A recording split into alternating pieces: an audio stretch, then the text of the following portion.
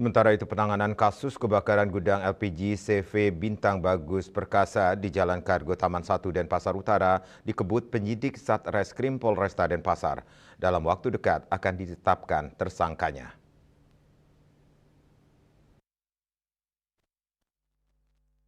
Kasat Reskrim Polresta Denpasar Kompol Lawrence Raja Mangapul Heselo mengatakan pada Rabu 12 Juni lalu penanganan kasus ini sudah naik ke penyidikan.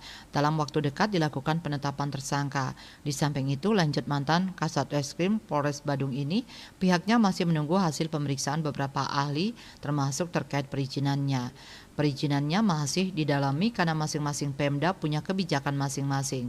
Perlu diketahui terkait kebakaran gudang LPG di Jalan Kargo Taman 1 Ubung Kaja Denpasar, pihak kepolisian masih melakukan penyelidikan. Polresta Denpasar dan tim lapor Polda Bali sedang mengumpulkan alat bukti dan akan dibandingkan dengan keterangan saksi-saksi. Kabid Humas Polda Bali Kombes Polisi Jansen Afitus Panjaitan, Kamis 13 Juni menjelaskan temuan-temuan di gudang milik Sukojin tersebut akan dikumpulkan dan dievaluasi. Tim lapor Polda Bali beberapa kali melakukan olah TKP dan melakukan pemeriksaan dengan seksama. Petugas melakukan sinkronisasi terkait titik awal api dengan keterangan saksi-saksi. Kertanegara Bali Pos melaporkan.